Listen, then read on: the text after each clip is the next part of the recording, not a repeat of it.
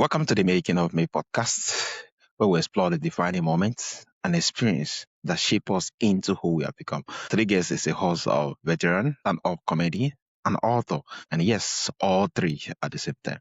He grew up knowing nothing about horse, stubborn its way into becoming an equine vet, and somehow find out whole messy, humbling journey was actually great material. His comedic memoir, Jumping at the Beats, is being published by Simeon and Schuster in this September. It's really a pleasure and honor to have you on the show, Matt Eva. Yeah, thank you so much for having me. Thanks for getting up early Yeah. at 3 a.m. your time to talk to me. I appreciate that. Yeah, thank you so much, It's Matt. quite an honor. Yeah, thank you, sir.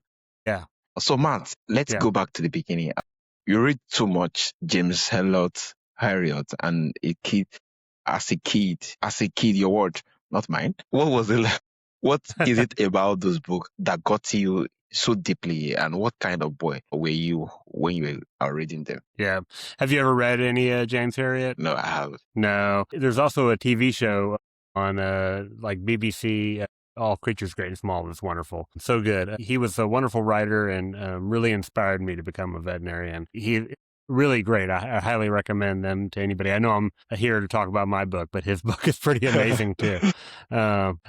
So yeah, he was a wonderful writer, and really, from the moment I picked it up, I was like, "That's what I want to be for a living. I want to be a veterinarian, just like James Harriot." Wow, that was really inspiring. The fact that through his lights, you're now seeing the possibility of what you could do with it right then. It's really amazing. Right. Yeah. So at some points, the dream shifted from veteran to specifically horse veteran. Walk me through that, and how does someone talk themselves into harder version of an already had dream? Right. Yeah, that's a great question. Because talk myself into is a great way to put it. Because I wanted to be a veterinarian, and I thought I wanted to work on all animals. But then when I was in veterinary school, they introduced you to every species, and then I got exposed to horses, and I just fell in love with horses. But I wasn't raised around horses, so everybody I talked to was like, "You can't do that, Matt. You can't be a horse veterinarian." And so what I had to do was overcome that. I had to push myself past that. Which was put me in kind of a bit of a situation. Luckily for me, I have a sense of humor, and I found the humor in me being a fish out of water, and really being in over my head doing that. Yeah, amazing. That was the fact that you have to talk yourself into it, even when a whole lot of people didn't believe in you. That really got to it. So here is the part that got me out. But you were not raised around horse, not even close. What was the first moment you show up in that world and realize just how much you didn't know? Right. I would say the very first time I was around a horse. Have you been around horses much at all? Yes, I have. I think there was a You particular have. time I rode on horse. I just went around, rode on it, and come back over. Yeah. So you know your way around them. Here's one thing they don't tell you if you aren't raised around horses. So like they have a near side and they have an off side, and they want you to approach them on the near side, the left side of the horse. Which so I didn't know that. So I approached the horse on the wrong side, and the horse was upset, and all the people were upset. It was a major social faux pas right in front of all my classmates. And so immediately I was like, oh, okay, there's so much I don't know about what's going on here. Even how to put a halter on a horse or anything like that was really difficult, which made for, everybody laughing at me and then me laughing at myself and kind of coming along with it. Yeah, amazing. So imposter syndrome is something a whole lot of people talk about, but we're living a version of it where the animal in front of you with 1,000 pounds and hard opinion. What the self-doubts actually feel like in those early years? Right. I think my imposter syndrome was really acute and exaggerated because I really was an imposter. I was not a horse person, so I had to act like it. I had to kind of watch and learn how to do it. So I did some acting, which was real, I had to do that, but I think it was exaggerated, but I think we all go through that no matter what we start. When we first do it, we realize that we're a little bit underqualified for what we do. And so, imposter syndrome is really only common among people that are smart enough to realize that they are new and struggling at it. Some people are like, oh, I'm great at this. And those are the people to be really scared of. The rest of us have to go through that time period, and we need some tricks to overcome that. And for me, humor was a huge part of that, being able to laugh. One thing that really I've learned about later in life is that imposter syndrome makes you stressed, and so you're full of all those stress hormones like cortisol, and you're really struggling. And then humor and laughter produces all those good hormones like endorphins and dopamines and serotonin, the things we take as antidepressants to help us overcome that. There's a huge role in humor in giving you the ability to build up tenacity to overcome that, because you're gonna go through that Yeah. period. And if you're like us, and we're doing new things. You have a podcast, and I've written a book and doing comedy. You're going to do new things. You're going to be an imposter over and over again in life as you go. At least that's the goal, right? Yeah. And so you need to develop some tools to overcome that. And so humor has been so important in my life to do that. Yeah. Amazing. Amazing. So you went from Tazas in veterinary school. What shaped you the most in those environments? And I do not just mean academically. Who were you becoming during those years? Who was I becoming as I was a veterinary Yeah, student during those and years. graduating? Yeah, becoming a professional, that it's transition from student to professional is a really hard one for everybody to make, and I was no exception. Learning to take the responsibility, and you're making the decisions, and those decisions, or you're the only one responsible for those, is a lot. That's growing up. It's adulthood, but that from student to a true professional is a real difficult transition to make, but we all have to go through it. And that's what was happening with me, in the time period that I write about in this book. The book's about me getting into veterinary school, out of veterinary school, and through my first job. And so it follows me in that transition. You could kind of get to witness it as I go through it. But don't worry, there's all kind of laughs in there. I make it funny. Yeah. Otherwise, it would just be watching somebody struggle along, which is not a great time. Yeah. Yeah, fun stories and interesting horses and clients, and I try to bring my stand-up training to bear on it. I try to make as many laughs as I can all the way through. Yeah, amazing. Thank you so much for sharing. So you write about our clients you love and clients you wish you could forget. What has working with people, not just Alima, taught you about human nature and about yourself? About human nature, so much. Humans are. I think the one thing that I've learned is that people are lovely. They really do want you to succeed. But one of the things that's hard as a veterinarian is you're not always dealing with humans at their best, because they're very stressed. Their animal who they love is sick. They need somebody to help it, and also they're about to spend a lot of money, so they're under financial stress too. So that's the giving people some grace is what I learned, is that you need to do, is that you might not be running into them the things they say to you and the way they treat you might not be who they are on an everyday basis. And we all do that too, right? And so just giving us ourselves grace and them grace too is important. Yeah, amazing. Giving others grace, just the way you have grace yourself too. Yeah, it really giving that different people a different journey, and it really speaks volume.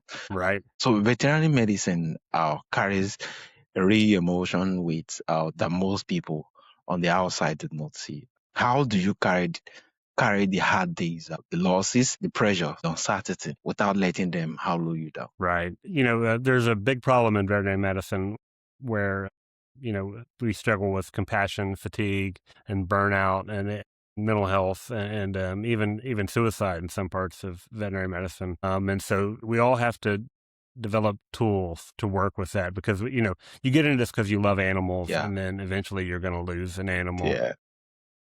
And it can be very painful. Yeah. And so we need to communicate with each other as colleagues. We need to be supportive, and we need support from our community around us, but also developing those mental health tools. And I think that takes me back to the humor, as we use humor as a tool to connect with clients and with our colleagues and with each other and with ourselves, some self-deprecating humor, just to give us a little bit of space to process things, and get us in the right mind frame where we can deal with those frustrations and losses, which are serious and real. Amazing. I think this is really lovely thing that, yes, you get into the feed once you love Alima, and when you get to lose them, it's really painful and a whole lot to actually go through. And the fact that community helped greatly uh, to be able to kind of manage those particular emotions when those things come into being. Yeah, amazing. Right. Yeah, thank you.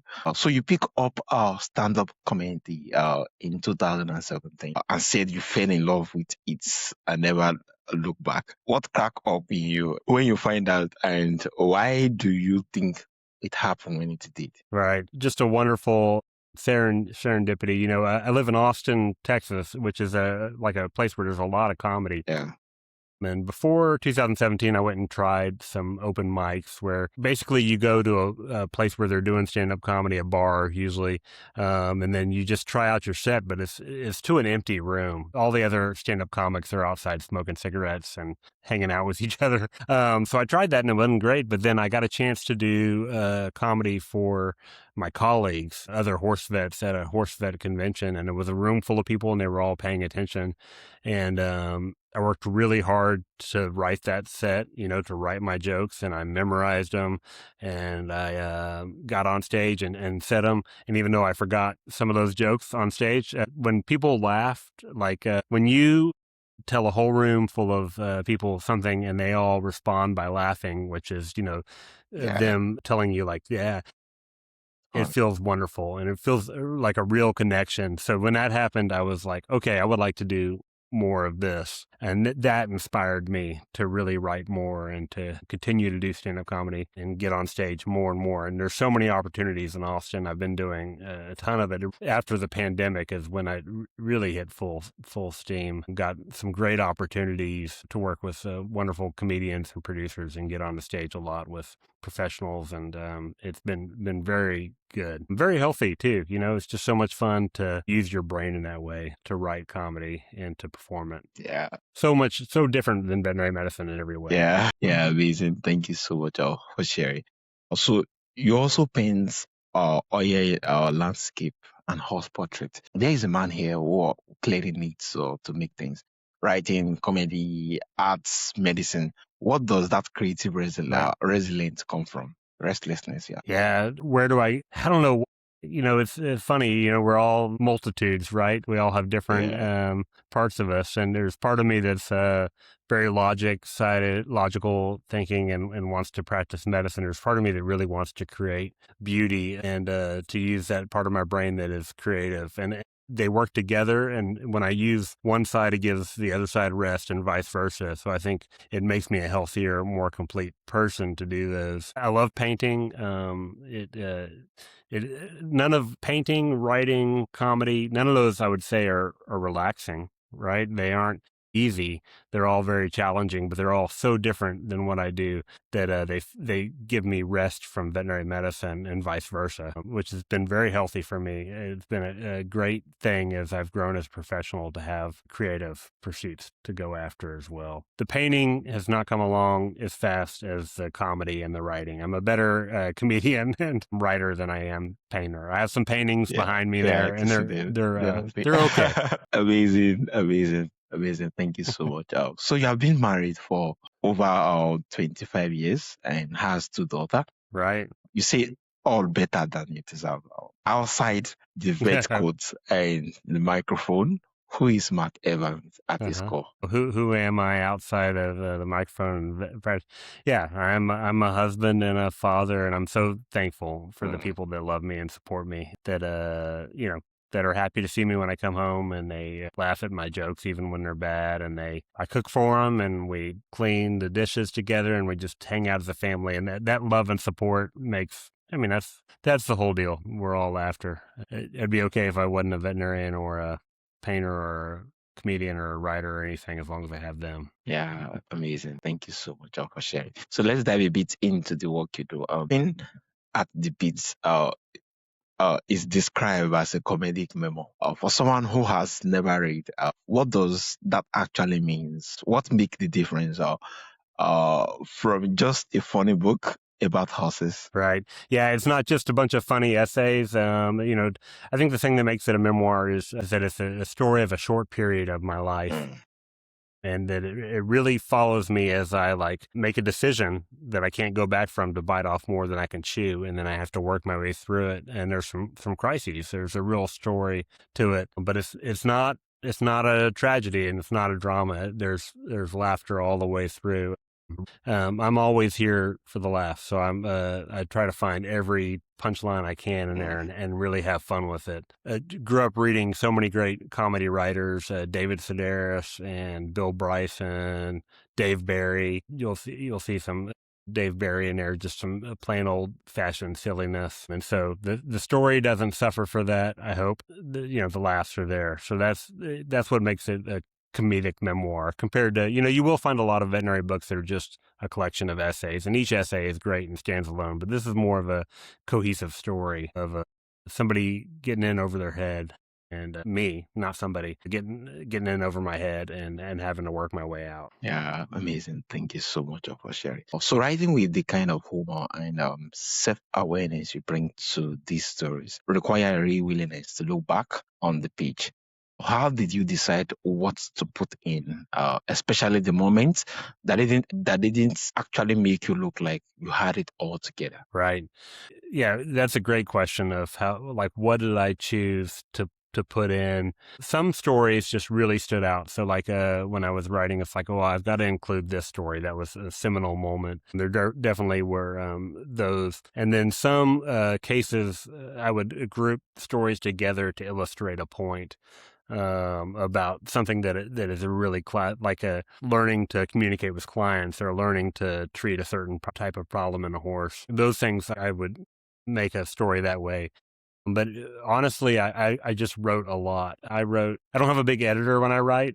So I wrote a ton of words and essays that I didn't use and was like, well, that doesn't fit. So I just save it. None of it gets thrown away. Maybe there'll be two more Yeah. books or three more books or something like that.